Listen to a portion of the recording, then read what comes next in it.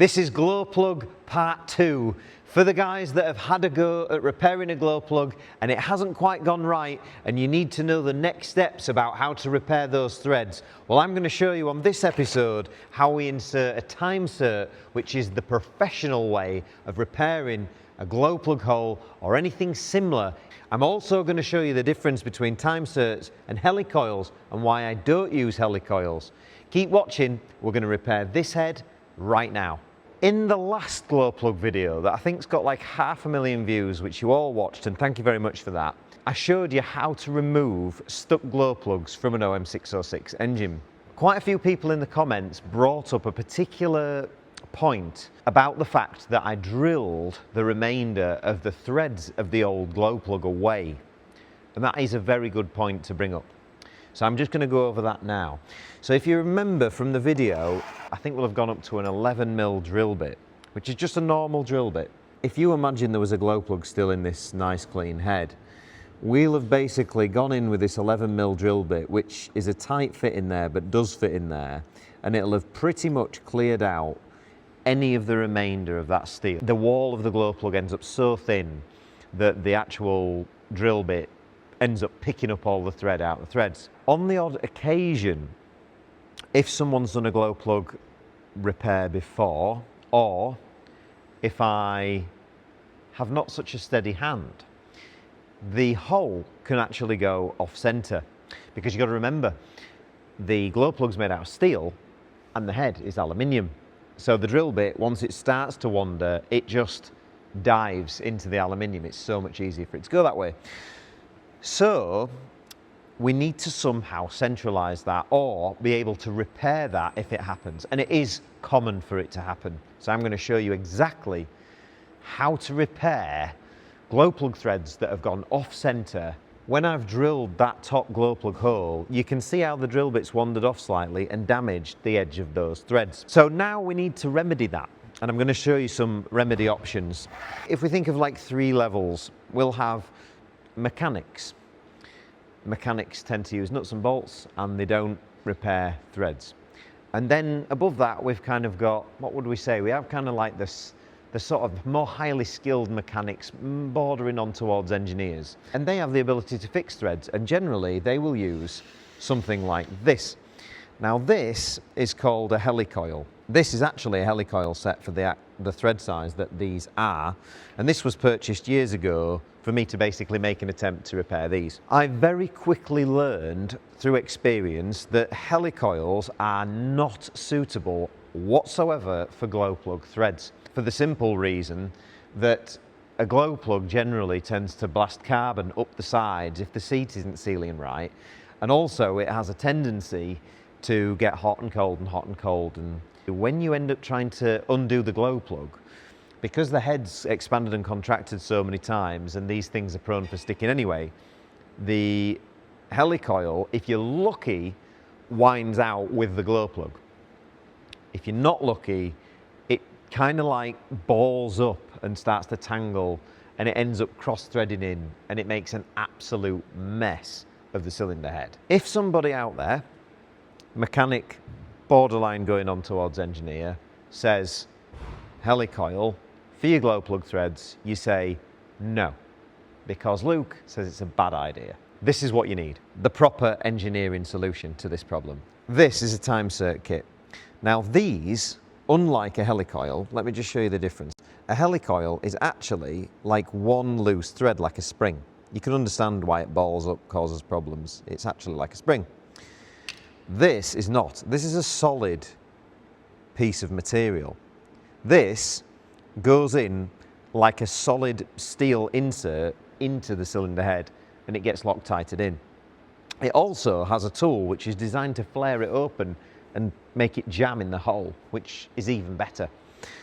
The great thing about Time-Serts is, if you have something that's aluminium and you're manufacturing something, let's say you're manufacturing a wheel spacer, you're manufacturing some sort of aluminium component where you know the bolts are going to have to go in and out multiple times, you can insert a Time-Sert and that will give you a steel thread in your aluminium component, which makes it last 10 times longer.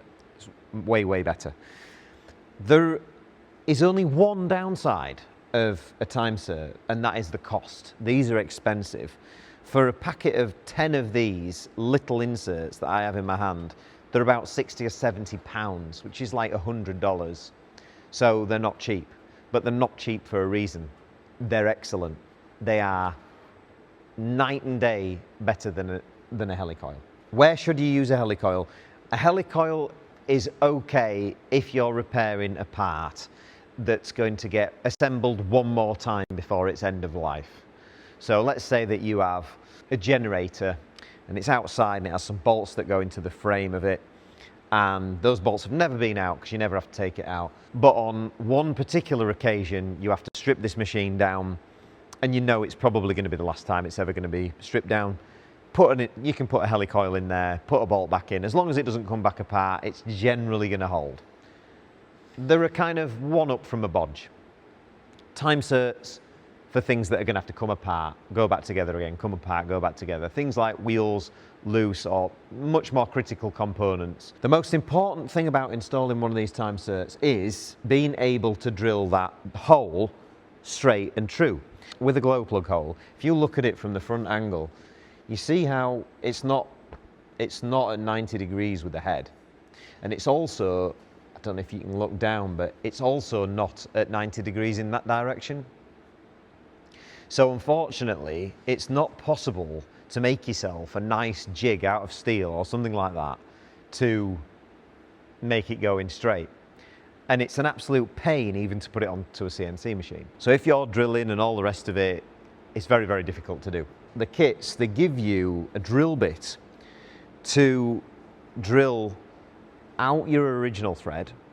And this is, well, I think it's a non-metric size, 3164, which in English money is 12.27 mil. And like I say, the hole there is roughly 11, so we're going up a bit.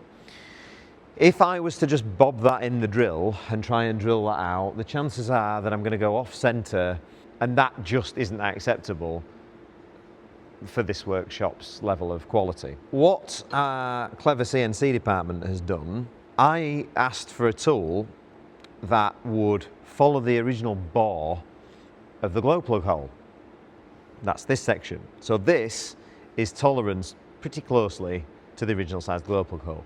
Then it's been machined and a cutting insert's been put in so that this cutter will actually cut a hole in there just like a drill bit. It doesn't look like a drill bit, it's hard to comprehend if you don't normally see this kind of things, but that will basically broaden that hole exactly the right amount for us to then be able to pop our tap in. So this cylinder head behind me is actually one that I'm doing for an engine build. I'm going to put a little bit of oil first of all onto this tool, and then I'm going to pop that in the hole. And you can see it's centralized itself. There's very little play up and down. The head is clamped to the bench. I'm going to spin this at breakneck speed and open up that hole.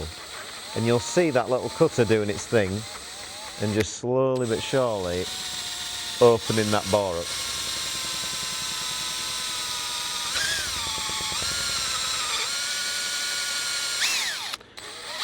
It's a little bit nerve-wracking, but we do it a little bit at a time. And you can see there, it's already starting to open up that bore. Take a few more mil out.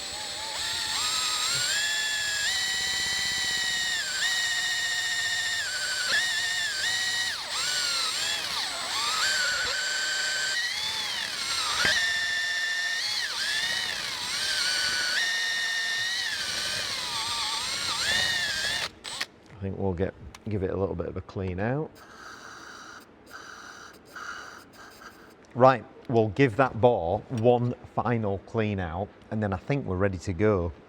I've just given it a little blowout with the airline because the brake cleaner just wasn't cutting it. Right, one more whizzle with the drill.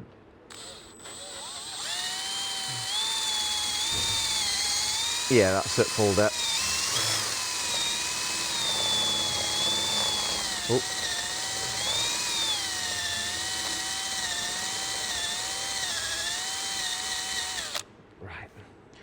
That is nice. So a little last clean out with the brake cleaner and the airline, and then we can start cutting some threads. it's time to tap it out. So dead simple, just normal stuff. Take your regular tap. Now, before you do, this is really going to help you get it in straight. If you just take the tool and you poke it into another glow plug hole, that will help you by eye to actually see the tap, the angle that it needs to go in. So like, well, it's hard to explain, but if you can sort of see that, you kind of have to get that at the same angle. This is not like exact science, but it's just to help you eye it up as that tap goes in. We've already made the bore, so it should follow that. Don't forget a little bit of oil. I can't wait to get this fixed because we can then finally have this engine on the dyno. It's this first bit that's always a little bit down a bit.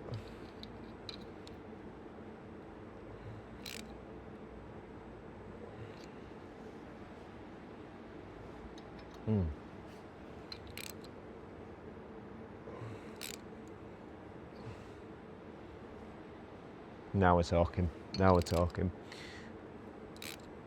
Right. Once you've got it in a few threads, it should just make its way in. This has already been oiled. You know if you've put a tap in cockeyed, because it'll go tight after like a few turns as it tries to go off center in the hole, and this isn't staying consistent, so we know that it's straight. Right, that's all good. That's all the way in. Now this bore is done deeper than we need to go because the end of this tap is not, it's not like a blind tap, it's not like got a nice square end to it, it's a tapered, so I can't use the bottom few threads. There's quite a lot of swath there, so I'm probably going to blow that into a rag.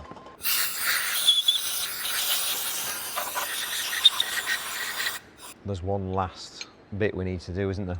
A little counter boring tool here, and that is designed, you see how the Time-Sert just has a little wider section right at the top, like a little hat, like a top hat.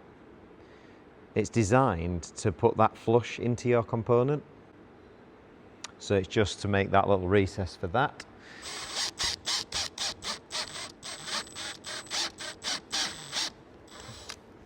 You see how it's just putting a little, you can just see that sort of purpley coloured ring that it's just creating around the outer edge just for that shoulder to sit in. Important on this last stage is the brake cleaner, because you're going to Loctite that Time-Sert in. You don't want it ever coming out, so give it a generous coating of brake and clutch cleaner.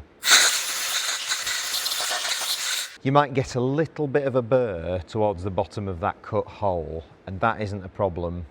You can actually just clean that up with a little drill bit if you want to. You just put it down after.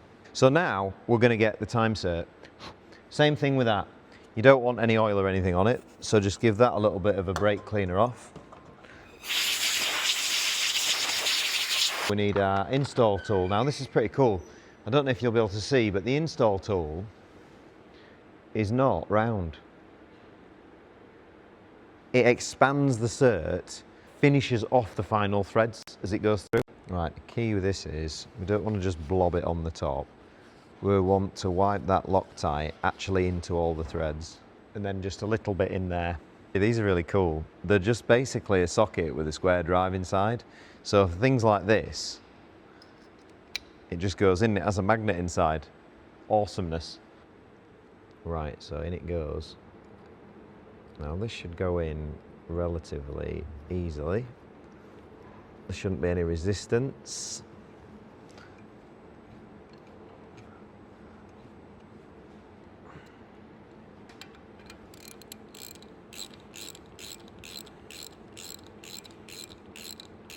We should see the Loctite start to squirt out.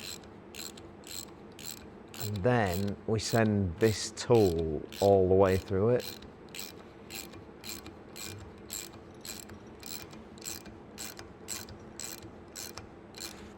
That's it. It's gone tight now. As it goes through the bottom of the actual Sert. That's it. That helps to just tighten it up and flare it out. And then That's it. That's the lot.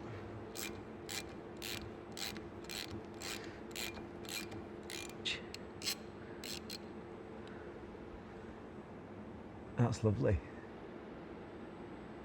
And then any little bit of Loctite that you've got left on the insert tool, it's worth just giving it a quick clean off. Now the final thing we need to check is, does the glow plug sit nicely in it? Because unless we test all this, we've only done half the job, haven't we? So bear with me, I shall get a glow plug and prove how well this has worked. Brand new glow plug out of the box. This one is a NGK one. I'm not going to put any oil on it or anything at this point because the Loctite is still a bit wet and I don't want to mess with that. I'm going to actually be putting these in for real tomorrow. Make sure there's no swarf, because we don't want to be getting a little bit of aluminium swarf down the bottom of that shaft and then compacting it against the seat and then ending up with a seat that doesn't seal. That is like butter. To ensure that this glow plug sits correctly into this hole that we've just repaired and it goes in all the way, what we're going to do is we're going to mark that tiny taper on the end with some die-chem, because this is the actual bit that seals inside the engine. Put plenty on. Now, when we screw this in, it'll leave a mark where it's sealed. Technology. It is slightly confusing because we've got like Loctite on there and we've got die-chem on there. Right, we're going to tighten that up to make sure it's tight. Glow plugs need to be tight, otherwise they don't seal. Just give that a sec. Right, now we'll undo it and just make sure that it's sealed. You see how it's just cleaned that die-chem off around the seat there, which means that that is correctly contacting with the very bottom of the hole. And if you're lucky, there might be, there's a little blue marking on the bottom. I'm not quite sure if you'll quite be able to see in there, but there's a little blue round mark right on the very bottom where it's touched. So that's it. That is how to professionally repair your threads in a 606 head, but this also applies to many, many other engines and many other engineering applications. I hope you've enjoyed it, and I'll catch you on the next one.